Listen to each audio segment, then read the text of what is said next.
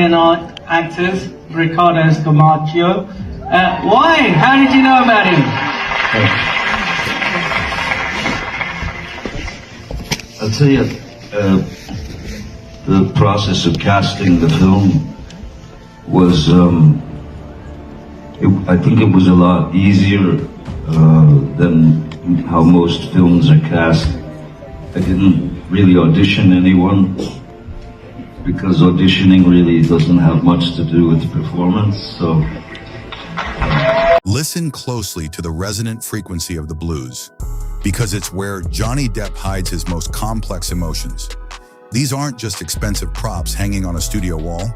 They are metaphysical anchors, instruments that allow him to bypass language entirely.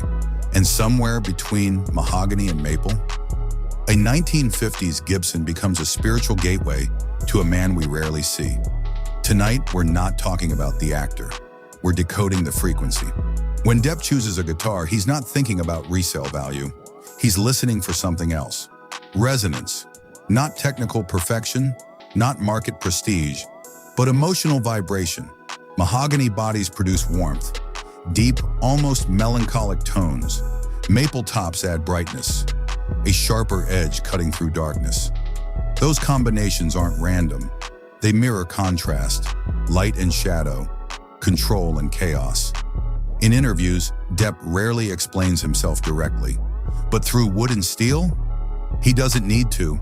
The guitar becomes a non-verbal vessel, a confessional booth made of strings. Because sometimes truth doesn't survive translation into words, but it lives comfortably in sound.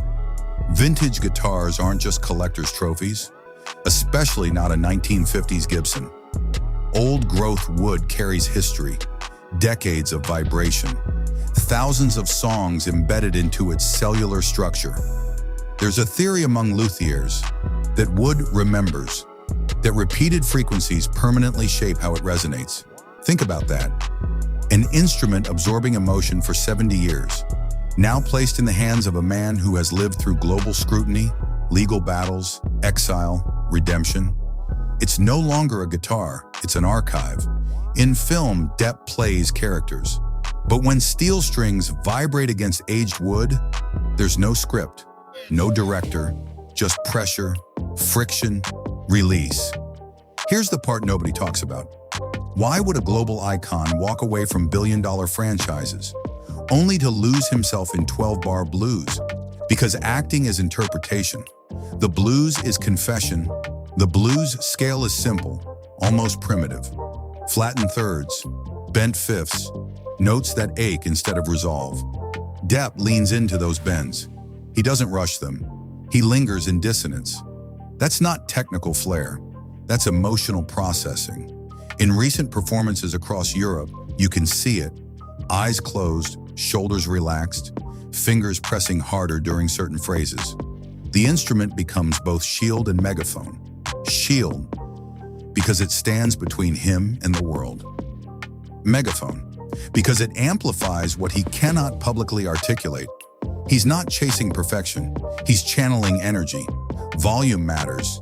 Distortion matters. Feedback matters.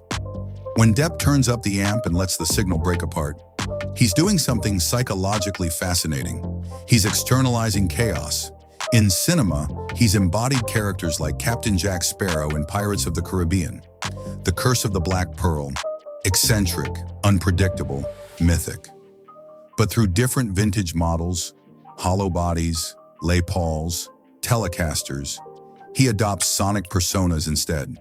Clean tones for vulnerability, overdrive for defiance, sustained feedback for unresolved tension, and that worn fretboard beneath his fingers, it grounds him. The tactile friction, the grooves carved by time. Unlike Hollywood, wood doesn't lie. By 2026, something has shifted. The guitar isn't a side hobby anymore. It's primary, it's survival. After years of public narrative battles, music offers something rare: immediate authenticity. A vibrating string doesn't care about headlines. It reacts only to touch. That's why the hollow body matters. Air moving through wood, sound moving through air, emotion moving through frequency. From Hollywood icon to a musician seeking salvation in resonance. Maybe the instrument isn't an accessory. Maybe it's the final bridge between the persona and the person, between noise and truth, between the man and his real spiritual frequency. So the next time you see Johnny Depp on stage, don't just watch his hands, listen. Because somewhere in that sustained note, in that slightly imperfect bend, in that raw, trembling sustain, you might finally hear the version of him that words could never hold.